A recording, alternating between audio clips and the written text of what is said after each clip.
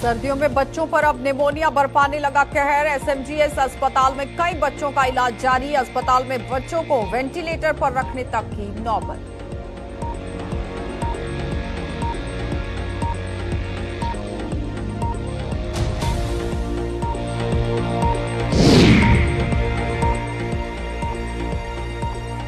बस हादसे में मौतों के बाद डोडा में और सख्ती। जिले में जगह जगह लगाए गए अतिरिक्त नाके। यातायात नियमों को ताक पर रखने वालों की शामत।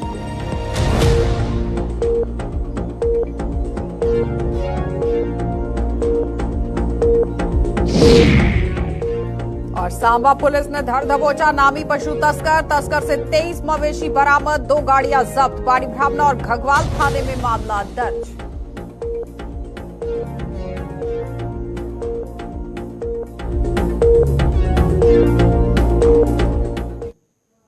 नमस्कार, बुलेटिन में आपका स्वागत है। मैं हूं आपके साथ आशा सरमाल। शुरुआत करते हैं जम्मू कश्मीर से जुड़ी खबरों की। सबसे पहले आपको स्वास्थ्य से जुड़ी खबर दिखा देते हैं, जहां पर आप देखिए किस तरह से छोटे छोटे बच्चे जो हैं वो बीमारी की चपेट में आ रहे हैं। सर्दियों की वजह से अब यहां पर किस तरह से परेशानी हो रही है वो देख लीजिए, क्योंकि सर्दियों के अब जोर पकड़ते ही निमोनिया के मामले ज्यादातर बढ़ना शुरू हो चुके हैं। खासतौर पर बच्चे निमोनिया की चपेट में आने लगे हैं और निमोनिया की चपेट में आने के बाद कहीं ना कहीं आप देखिए कश्मकश का माहौल बन गया है, जिसके चलते जम्मू के एसएमजीएस अस्पताल में कुछ बच्चों को वेंटिलेटर पर रखने तक की नौबत आ गई है।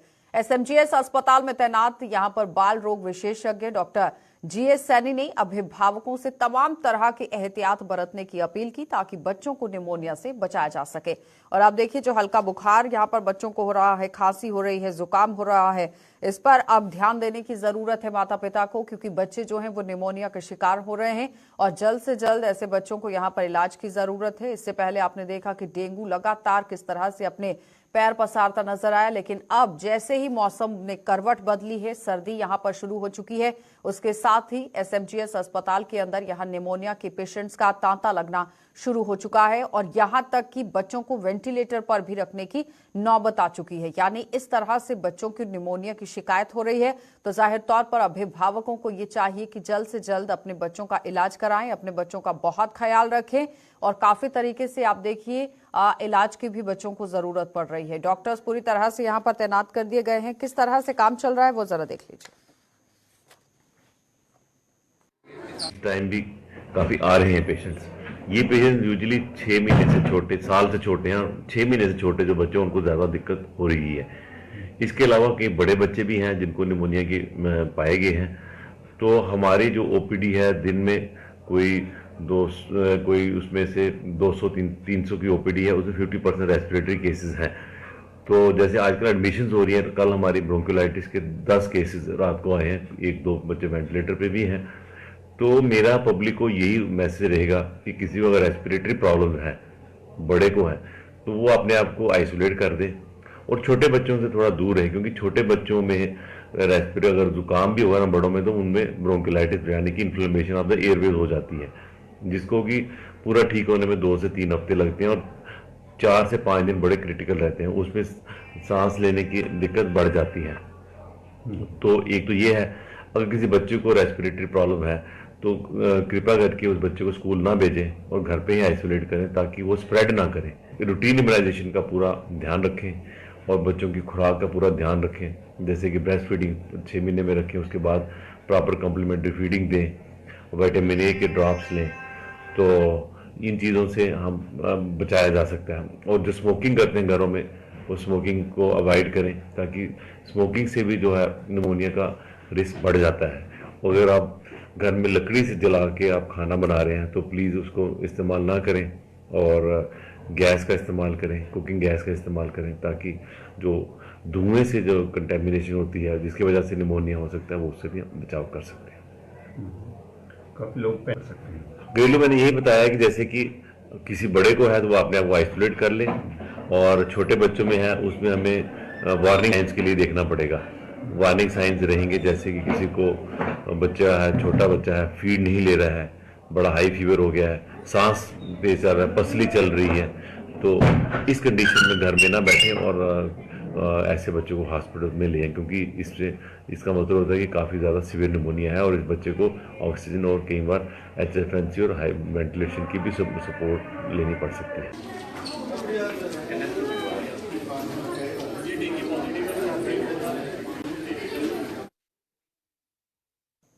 उपराज्यपाल मनोज सिन्हा ने जम्मू में जारी क्रिकेट लेजेंड लीग के भाग लेने आए हुए खिलाड़ियों को चाय पर बुलाकर उनके साथ वार्तालाप किया। उपराज्यपाल ने इन सभी खिलाड़ियों को राजभवन में चाय का निमंत्रण दिया था और राजभवन पहुंचने पर उपराज्यपाल ने क्रिकेट के क्षेत्र में इन खिलाड़ियों द्वारा दिए जा रहे योगदान की सराहना कर इनकी पीठ थपथपाई। उपराज्यपाल ने कहा कि अगले कुछ दिनों तक जम्मू कश्मीर खेल के मैदान में क्रिकेटरों की खेल उत्कृष्टता, समर्पण और प्रतिबद्धता का जश्न मनाकर उनका सम्मान करेगा। साथ ही साथ खिलाड़ियों को भी अपने प्रवास के दौरान केंद्र शासित प्रदेश जम्मू कश्मीर के जो आतिथ्य हैं और साथ ही यहां पर जो अविश्वसनीय संस्कृति है उसका आनंद लेने का अवसर भी मिलेगा। उपराज्यपाल ने क्रिस गेल, हरभजन सिंह, सुरेश रैना, परवीन कुमार और थेसारा परेरा और स्टुअर्ट बिनी उनके साथ कई अन्य खिलाड़ियों को भी बधाई देते हुए शेष मैचों के लिए सभी टीमों को शुभकामनाएं दी।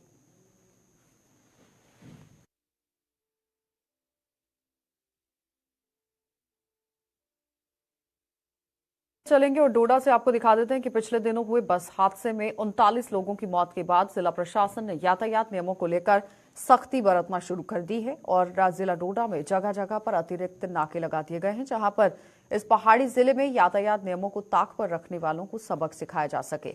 और नाकों चने चबाने के लिए आप देखिए किस तरह से यहाँ पर काम भी किया जा रहा है और नाकों पर कई गाड़ियों के चालान भी किए जा रहे हैं। कुछ गाड़ियों को जब्त किया गया है, थाने में पहुंचाया जा रहा है।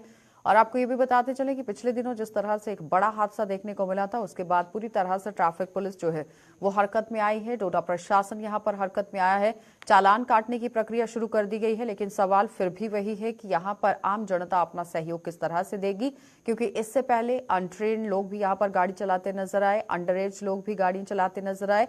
अभिभावकों पर शिकंजा कसने की बात कही गई थी, लेकिन किस तरह से ये कार्रवाई रही इसी पर जानकारी लेंगे। हमारे संवाददाता वसीम गट्टू हमारे साथ ज्वाइन कर चुके हैं। वसीम, जिस तरह से पिछले दिनों बड़े हादसे देखे गए और उसके साथ साथ अब यहाँ पर मुस्तैदी जो है वो प्रशासन की तरफ से दिखाई जा रही है और ट्रैफिक पुलिस की तरफ से, कितना फायदा और किस तरह से आम जनता अपना सहयोग दे रही है?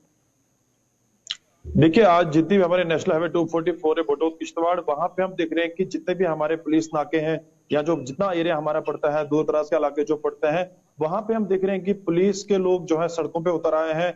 कंसर्न महकमे के लोग, मोटर व्हीकल डिपार्टमेंट या ट्रैफिक विभाग है, वो जमीनी सतह पे काम करो। हजारों की तादाद में हम देख रहे हैं कि लोगों पे संज्ञान लिया जा रहा है, चालान किए जा रहे हैं और FIR भी कुछ लोगों को, जो अभी हमारे SSP से बात हुई, उन्होंने बताया कि SSP की तरफ से भी बताया जा रहा है कि बहुत सारे लोगों के ऊपर जो है FIR भी काटी गई है। तो ये चीजें आज जमीनी सतह पे हमें देखने को मिल रही है। वहीं लोगों की अगर हम बात करें तो लोगों का ये भी मानना है कि कुछ टाइम के लिए ये चीजें की जाती। लेकिन उसके साथ साथ वसीम, जिस तरह से सवाल ये उठ रहा है कि हर बार कार्रवाई को अंजाम देने की कोशिश की गई है ट्रैफिक पुलिस की तरफ से, पैम्पलेट बांटे गए, यातायात नियमों का यहाँ पर उल्लंघन ना हो उसके लिए बात बताई गई, जागरूकता अभियान चलाए गए, लेकिन जमीनी सतह पर उसका कितना असर देखा जाता है ये सवाल रहता है। आज चालान भी काटे गए हैं, बहुत सी बातें देखने को मिली है, लेकिन इसका असर कितना रहेगा ग्राउंड पर, ये बड़ा सवाल है। देखिए, आज तो असर देखने को मिलता है। जिस तरह से कंसर्न इसमें खुद डिप्टी कमिश्नर जो हरविंदर सिंह जी हैं या SSP डोडा खुद इसकी पूरी सिचुएशन मॉनिटर कर रहे हैं कि जो लोग भी वायलेशन कर रहे हैं उन पे ऊपर सही तरीके से कार्रवाई की जाएगी और बड़े लेवल पे कार्रवाई की जाएगी। जिस तरह से मैंने पहले बताया, FIR भी काटी गई है। वहीं पे अगर हम लोगों की बात करें, सिविल सोसाइटी की बात करें, उनकी तरफ से बताया जा रहा है कि 20 दिन या 30 दिन या 1 महीना इस तरह की मुहिम चलाई जाती है। उसके बाद जो है कंसर्न महकमे के लोग चुप हो जाते हैं। वहीं पे अगर हम बात करें, कुछ दिन पहले हमारे पास फिर से एक्सीडेंट के बाद फिर से हमारे पास एक वीडियो आया जिसपे हमने देखा कि बड़ी भीड़ थी, यानी कि वायलेशन इतनी ज्यादा थी, लोगों की तरफ से इल्जामात भी लगाए जा रहे थे। क्या कंसर्न महकमे के लोग सिर्फ इस चीज के लिए दिखाते हैं कि हमने फोटो उठाना है और डिप्टी कमिश्नर SSP को दिखाना है? तो ये चीजें नहीं होनी चाहिए। और हाल ही में आपने देखा था कि भाजपा के कुछ सीनियर लीडर जो है सामने आए थे, जिसमें स्पोक्स पर्सन भी खुद बता रहे थे कि जिस तरह से टीम का गठन किया गया है कि जो एक्सीडेंट हुआ है तो उसके कारण क्या रहेंगे। जो अलग अलग डिपार्टमेंट्स के लोग, जिसमें PWD डिपार्टमेंट के हैं, मोटर व्हीकल डिपार्टमेंट के हैं या ट्रैफिक विभाग के लोग रखे हैं, तो उन्होंने बताया था कि हम इस चीज को एक्सेप्ट नहीं करते। हम चाहते हैं कि जुडिशियल इंक्वायरी होनी चाहिए, पूरी वजह बतानी चाहिए कि किस कारण यहाँ पे हादसे का ये गाड़ी शिकार हुई। जुडिशियल कार्रवाई की गई है अभी तक वसीम, क्योंकि काफी समय हो चुका है उस एक्सीडेंट को लेकर? देखिए आशा जी, 7 दिन का टाइम दिया गया था कि 7 दिन के बाद जो है इसकी रिपोर्ट दी जाएगी। अब मुझे लगता है कि 15 दिन से ज्यादा हो चुके हैं, क्योंकि 13 दिन के बाद जो है भाजपा ने जो है इस पे प्रेस कॉन्फ्रेंस दी थी और बताया था कि जुडिशियल इंक्वायरी। अभी तक तो कोई भी निचोड़ सामने नहीं निकल आया, ना ही कोई जवाब दिया गया है। जी चलिए वसीम, बहुत बहुत धन्यवाद जुड़ने के लिए। एक तो दूर दराज का इलाका और दूसरी तरफ आप देखिए सड़क हादसे रुकने का नाम नहीं ले रहे हैं, लेकिन यहाँ पर अब एक बड़ी पहल यहाँ प्रशासन की तरफ से की गई है, लेकिन उसका कितना असर जमीन पर देखने को मिलेगा ये बड़ा सवाल है, क्योंकि आम लोगों की तरफ से एक बार फिर से सवाल खड़ा कर दिया गया है कि महज यहाँ पर आप देखिए एक बार ये अभियान चलाया जाता है, उसके बाद पूरे अभियान को ये लोग भूल जाते हैं। लेकिन अब देखना ही होगा कि किस तरह से ये हर दिन यहाँ पर अभियान जो है वो चलाया जाएगा, लंबा किस तरह से इस अभियान को खींचा जाएगा, ये बड़ा सवाल है। आगे बढ़ जाते हैं, अब आपको जिला सांबा लिए चलेंगे और जिला सांबा में भी किस तरह से पुलिस जो है बड़ा काम करती नजर आई है। सांबा पुलिस ने एक नामी पशु तस्कर को गिरफ्तार कर उसके कब्जे से 23 मवेशियों को बरामद कर लिया है। पुलिस ने तस्कर की 2 गाड़ियों को भी जब्त कर लिया है, जिसकी पहचान यहाँ मुरीद अली पुत्र मोहम्मद यूसुफ निवासी गोल गुजराल कैंप जम्मू के रूप में की गई है। तो इस तस्कर के खिलाफ बारी ब्राह्मणा व घगवाल थाने में मामला दर्ज कर आगे की कार्रवाई फिलहाल शुरू कर दी गई है। और सांबा पुलिस ने पिछले 10 महीनों में 96 पशु तस्करों को गिरफ्तार कर उन्हें सलाखों के पीछे डाल दिया है। लेकिन इस वक्त की बड़ी अपडेट ही इसे कहा जाएगा, जिस तरह से पुलिस की तरफ से एक बड़ी कामयाबी हासिल की गई है, लेकिन आए दिन किस तरह से सवालिया निशान भी पुलिस पर उठ रहे थे। अब देखना ये होगा कि इस तस्कर से जब पूछताछ होती है तो किन लोगों के नाम सामने आएंगे। लेकिन फिलहाल इस वक्त की बड़ी अपडेट आप देखिए, गोल गुजराल का ये रहने वाला बताया गया है और 2 थानों के अंदर ये मामले दर्ज कर दिए गए हैं। बारी ब्राह्मणा थाने के अंदर और घगवाल थाने के अंदर मामले दर्ज किए गए हैं। तो बारी ब्राह्मणा पुलिस और घगवाल पुलिस यहां पर कार्रवाई करती हुई नजर आई थी। तो सांबा पुलिस ने पिछले 10 महीने में 96 पशु तस्करों को किस तरह से गिरफ्तार कर लिया है और उन्हें सलाखों के पीछे डाल दिया है। लेकिन इन 96 तस्करों के पास से जो पूछताछ हुई है, बरामद हुआ सामान किस तरह से देखा गया है, और साथ ही साथ सबसे बड़ा सवाल ये रहता है कि ये तस्करी करने के लिए लोग यहाँ पर पहुंचते हैं, लेकिन इनके सरगना कौन है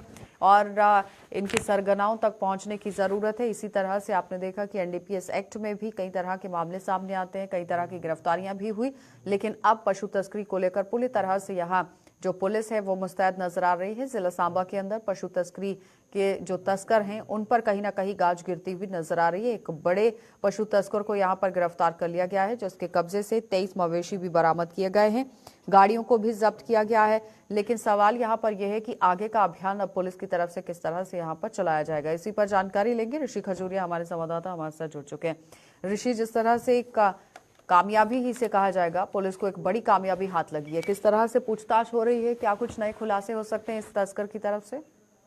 देखिए आशा, आपको बता दें ये जो मुरीद अली एक कुख्यात तस्कर, एक क्रिमिनल जो ये पकड़ा गया है, इसकी तलाश जो है वो पुलिस को लगातार थी, क्योंकि ये बीते कुछ दिनों से लगातार पशु तस्करी के प्रयासों को अंजाम दे रहा था और कहीं ना कहीं पुलिस ने इसको रडार पर ले लिया और उसकी जो है वो गिरफ्तारी कर ली है। ये लोकल रहने वाला है, ये बताया जा रहा है कि गोल गुजराल कैंप तहसील जम्मू का तहसील डिस्ट्रिक्ट जम्मू का रहने वाला है। तो आप अंदाजा लगा सकते हैं कि इस तरह की जो कारनामों को अंजाम दे रहा था, तो पुलिस की लगातार ये रडार पर था, पुलिस को ये कई बार चकमा दे चुका था, लेकिन फाइनली अब ये जो है पुलिस की गिरफ्त में आ चुका है। तो अब पुलिस इससे लगातार पूछताछ कर रही है, कहां पर इसका जो लिंक है, इसने जो वो लिंक अपना साधा हुआ था। खासतौर पर बात करें तो कहां से ये पशुओं की जो तस्करी कर रहा था, कहां से ये पशुओं को ला रहा था और कश्मीर घाटी के इस इलाके में या कश्मीर में कहां पर ये जो तस्करी है, डिलीवरी है, ये कर रहा था। इसी को लेकर पूछताछ जो वो लगातार की जा रही है। लेकिन इसमें मैं आपको बता दूं कि 188 आईपीसी धारा के तहत पुलिस ने मामला दर्ज किया है। लेकिन अब सवाल ये है कि लगातार पुलिस अपने एंड पर जो कोशिश कर रही है कि क्राइम को खत्म किया जाए, और मुझे नहीं लगता कि कोई ऐसा दिन खाली जाता जब क्राइम को लेकर कोई अपडेट सामने नहीं आता। लेकिन अगर पशु तस्करी के एंड पर बात करें तो यहाँ पर एक बार फिर मैं यही कहना चाहूंगा कि कानून में संशोधन या कानून में प्रावधान लाने की काफी ज्यादा जरूरत है, क्योंकि 188 आईपीसी धारा के जब मामला दर्ज किया जाता है, पुलिस ने अपनी ड्यूटी जो बेखूबी निभाई है। लेकिन कई बार हमने देखा कि इस तरह के तस्करों की, इस तरह के शातिर तत्वों की बेल हो जाती है, गाड़ियां भी रिलीज हो जाती हैं। अगर गाड़ियां रिलीज ना हो, इनकी बेल ना हो, यानी कानून सख्त हो, तो फिर कहीं ना कहीं काफी हद तक जो पशु तस्करी के ऊपर लगाम है वो लगेगी। अदरवाइज आप ये नोट करिए कि इन दिनों में खासतौर पर अगर बात करें अक्टूबर, नवंबर और दिसंबर का महीना, ये 3 महीने ऐसे रहते हैं जब पशु तस्करी जो वो पीक पर हमें देखने को मिलती है। लेकिन पुलिस अपने एंड पर काम कर रही है, पुलिस को और भी काम करना जो अवेलेबल और बाकी नॉन है। अवेलेबल ऑफेंस पर काम करने की जरूरत है। तो अगर इस पर काम होता है तो जाहिर तौर पर नकेल जो है वो कसी जा सकती है। बहुत बहुत धन्यवाद ऋषि जुड़ने के लिए। तो फिलहाल आपने देखा कि कानून के अंदर संशोधन करने की जरूरत है, क्योंकि इन लोगों की गिरफ्तारी होती है लेकिन ये लोग छूट जाते हैं, बेल पर बाहर आ जाते हैं, जिसकी वजह से इनके हौसले और बुलंद हो जाते हैं। अब इस पर देखना ही होगा कि पुलिस किस तरह से कार्रवाई करेगी। आगे बढ़ जाते हैं। डॉक्टर रमेश निराश को भी यहाँ आप देखिए किस तरह से देखा गया है। डॉक्टर रमेश निराश की 2 किताबें आज जम्मू में विमोचन उनका किया गया है। कल्पना कला केंद्र द्वारा आयोजित एक कार्यक्रम के दौरान आयुक्त सचिव संजीव वर्मा ने कविताओं पर आधारित यहाँ आचमन और नावद शीर्ष के नाम की दोनों कविताओं को जारी कर दिया है और डॉक्टर रमेश निराश को मुबारकबाद दी है। तो जम्मू सेंट्रल यूनिवर्सिटी के पूर्व वाइस चांसलर प्रोफेसर अशोक एमा और कल्पना कला केंद्र के ही आयोजक वीरेंद्र लंगू भी इस मौके पर मौजूद रहे।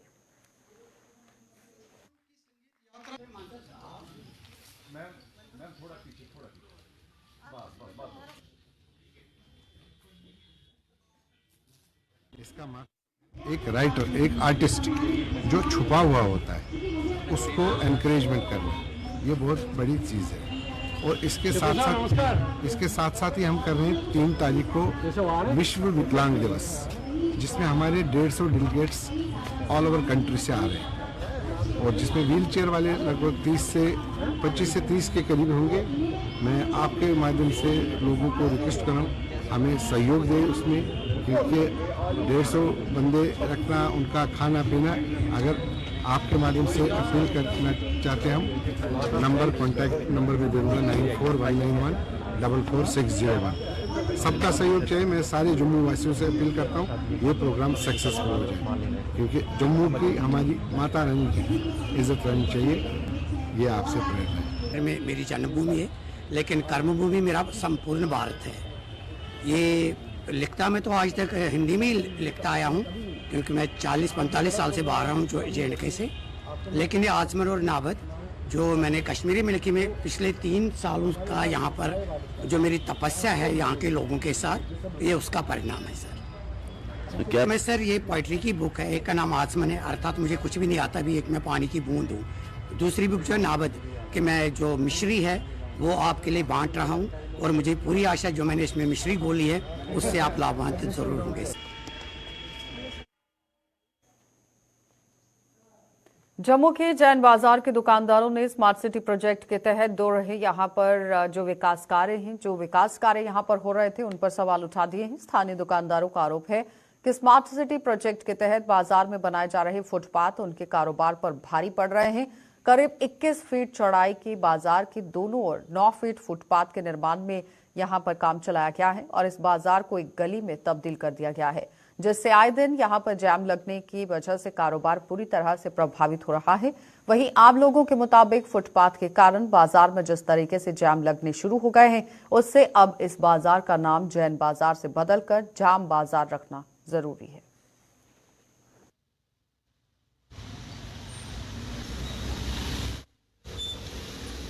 तो मैंने उनको पूछा था कि सर ये आप लोग जो ये जैन बाजार को गली में बदलना चाह रहे हैं, क्योंकि 4.5 फुट पटरी बनाने का मतलब ये है कि 21 फुट का बाजार है, जिसमें आपने 9 फुट की पटरियां बनाने की बात कही थी कि दोनों तरफ बनेंगी। जैन बाजार के अंदर दुकानदारों ने अपने अपने थड़े 1.5 फुट वॉलंटियर आपको दिए हैं ताकि बाजार जो है वो खुला हो जाए। तो आपने बाजार को खुला करने के बदले में इधर टूटी फूटी पटरी वहां पर छोड़कर तो कारोबार को बहुत भारी नुकसान पहुंचा रहे हैं। मेरी आपसे बेनती है स्मार्ट सिटी के ऑफिसर से कि आप इन पटरियों को फौरन यहाँ से रिमूव करें। भैया देखो, एक तो इतने स्कूटियां लगे हुई हैं, इतने गड्डी आती, फिर आधा घंटा लग जाता इतने जाम पे बंदे आने। कोई दूरों आता, उन्हें पता नहीं इधर का, दूरों आते ना कोई दूरी शायद उन्हें पता नहीं इधर का, गड्डी इतने जाम बड़ा लगता भैया। एक्चुअली कारण यही है, देखो पार्किंग लाई, देखो अगे नोरा रोड है, उत्ते पास स्कूटी नहीं लाई दी, देखो ये स्मार्ट सिटी, ये स्वास्थ्य स्मार्ट सिटी है। शायद जाम ही है, जैन बाजार नहीं है, नारा जाम है, जाम बाजार पे ये काम चल रहा है, लेकिन स्मार्टनेस कहाँ है? कहीं स्मार्टनेस नहीं है। हमें तो कहीं, आम लोगों को तो कहीं नजर नहीं आई है।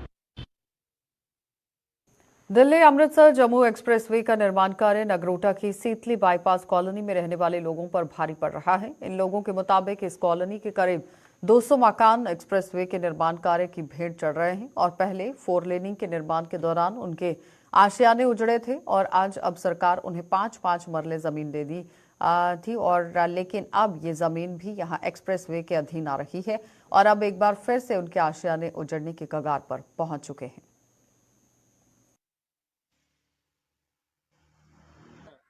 हम यहाँ तकरीबन 70 साल से बैठे हैं तो हम गवर्नमेंट से नाराज नहीं है। रोड जो 6 लाइन पहले बनी थी वो 100 फुट वहाँ थी, 100 फुट यहाँ थी, वो उन्होंने बना ली। अब हम लोगों ने ये थोड़े थोड़े आशियाने बनाए हैं, ये भी रोड में जा रहे हैं। अभी पिछले 2 महीने पहले सरकार ने हमें 5-5 मरले अलॉट की है। गवर्नर साहब ने हमें लेटर पैड भी दिया है, हमने उसकी पे भी पूरी कर दी है और वही जगह हमसे अब वापस लेना चाह रहे हैं। हम कहाँ जाएंगे? हम गरीब लोग हैं, हमारे बच्चे हैं छोटे छोटे, हम दिहाड़ी लगा के कौन लोग जो हैं, कौन ले रहा है आपसे वापस जगह? ये रोड वाले ले रहे हैं सर, स्टेट लाइन वाले ले रहे हैं। रोड वाले जो स्टेट लाइन वाले ये ले रहे हैं। पहले हमें मोदी सरकार ने ये जगह दे दी है, गवर्नर साहब ने हमें दे दी 5-5 मरले, हमारे पास इसका लेटर पैड भी पड़ा है सर। अभी 2 महीने पहले से दिए, तो अभी ये कह रहे हैं कि आप 100 फुट पीछे हो जाओ, तो 100 फुट में वही 5 मरले जा रही है। हम कहाँ जाएंगे गरीब लोग? हमारा भी सोचे सरकार के, हम कहाँ जाएंगे? ये छोटे छोटे हमने झोंपड़े बनाए हैं, इनमें जो पूरी उम्र की कुंजी यहाँ लगा दी है, जमा कुंजी यहाँ लगा दी। अब हम बच्चे लेके कहाँ जा सकते हैं? ये भी सरकार को सोचना चाहिए नहीं। ये कौन सी जगह पे रहते हैं? ये सीतनी में रहते हैं, नगरोटा बाईपास सीतनी में। कि रोड जो है 4 लाइन बना हुआ है। जम्मू सिटी में जब हम जाते हैं वहाँ देखते हैं वहाँ भी काम लगा हुआ है। यहाँ से इस लाइन से जो है जो इस तरफ रोड है यहाँ से 25-30 फुट ले रहे हैं, जो उस तरफ रोड है वहाँ से 25-30 फुट ले रहे हैं। लेकिन जब आप यहाँ पहुँचते हैं तो यहाँ से 60 मीटर ले रहे हैं, जिसके हिसाब में तकरीबन सीतनी बाईपास शेर कश्मीर कॉलोनी के 200 कार तकरीबन आ रहे हैं।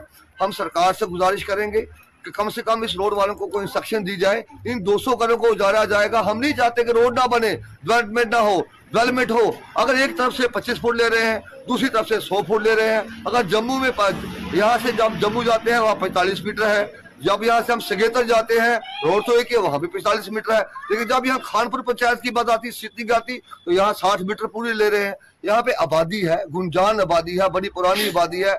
आप किसी का भी नंबर लें, किसी का आधार कार्ड लेके गूगल में डालें, किसी भी मशीन में डालें, इनके बाप के दादा की परदादा की कहीं पे अलॉटमेंट नहीं है, जमीन नहीं है।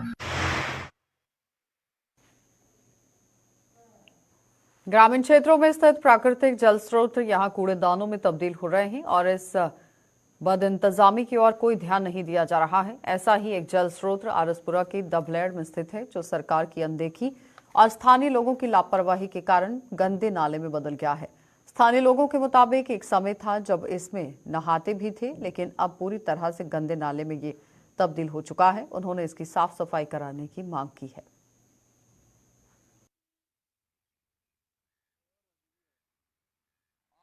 ਜਿਹੜਾ ਇਹ ਸਾਡਾ ਨਾਲਾ ਹੈ ਵਿੱਚ ਜਾਂਦਾ ਹੈ तो गंदगी ना पर हो गया जनाब, इसनू ठीक करना चाहिए है। तो नहीं तो इस हालात खराब है साड़ी, ये गौरमेंट आ गए इन्हों ठीक करना चाहिए है। नाले ये पानी चढ़ता जिले बरसाती तो घर के चले जाता, ये मतलब बखियां चौंक होना चाहिए। ਜਿਹੜੀ ਗੰਦਗੀ ਇਹਦੇ ਵਰਗੀ गंदगी है जी जनाब, ये चुकना चाहिए है। ये तो फिर मारे बीमारी बड़ी फैल गई है, ये देखना चाहिए। ये गंदगी जो थोड़ी सफाई होनी चाहिए और चोई जी बड़ी पुरानी है, ये कढ़ाई की कढ़ाई होनी चाहिए। बाकी साडा जी पक्की होनी चाहिए, पानी नाला सीधा जाएगा पानी। ਇਹ ਦਬਲਾੜ ਪਹੁੰਚਾਉਣ ਦਾ ਤੁਸੀਂ ਦੇਖਦੇ ਵੀ ਉਹ ਇਹ ਗਰਾਂ ਦਾ ਸਾਡਾ ਆ ਬੜੀ ਪੁਰਾਣੀ ਚੋਈ ਜਿੱਥੀ ਆਖਦੇ ਜੀ ਨਾਲਾ, ਗੰਦਗੀ ਦਾ ਢੇਰ ਬਣਦਾ। ਸਾਰੇ ਲੋਕ ਗਰਾਂ ਦੇ ਜਿਹੜੇ ਨਾ, ਗਰਾਂ ਦੇ ਲੋਕ ਕੀ ਬਾਹਰ ਦੇ ਵੀ ਲੋਕ ਜਿਹੜੇ ਆਉਂਦੇ ਨਾ ਗੱਡੀਆਂ ਦੇ ਵਿੱਚ, ਉਹ ਵੀ ਇੱਥੇ ਆਣ ਕੇ ਕੂੜਾ ਸੁੱਟਦੇ ਨੇ। ਤੋ ਦਿਖਾ ਦਿਓ ਕੀ ਹਾਲ ਬਣਦਾ ਏ। ਔਰ ਇਹ ਚੋਈ ਜਿਹੜੀ ਬੜੀ ਪੁਰਾਣੀ ਚੋਈ ਹੁੰਦੀ ਹੈ, ਇੱਥੇ ਕਾਫੀ ਲੋਕ ਪਹਿਲੇ ਲੋਕ ਨਹਾਉਂਦੇ ਰਹੇ ਨੇ, ਅੱਜ ਇਹ ਗੰਦਗੀ ਦਾ ਢੇਰ ਬਣਦਾ। ਇਹ ਚੋਈ ਜਿਹੜੀ ਆ ਪਿੱਛੇ ਕੀਰਪੇੜ ਤੋਂ ਪਿੱਛੋਂ ਆਣ ਰਹੀ ਹੈ ਚੋਈ, ਔਰ ਅੱਗੇ ਬਾਰਡਰ ਤੱਕ ਜਾਂਦੀ ਹੈ, ਸਹੀ ਬਾਰਡਰ ਤੱਕ। ਇਹ ਸਹੀ ਬਾਰਡਰ ਤੱਕ ਚੋਈ ਜਾਂਦੀ ਆ। ਅਸੀਂ ਚਾਹੁੰਦੇ ਹਾਂ ਕਿ ਇਹਦੀ ਕਢਾਈ ਹੋਣੀ ਚਾਹੀਦੀ ਆ, और साफ सफाई होनी चाहिए और दोनों साइडा जड़ियाँ पक्की होनी चाहिए।